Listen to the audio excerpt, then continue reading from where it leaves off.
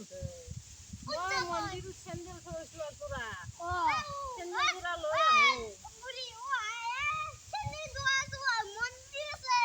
মন্দিৰতে sandal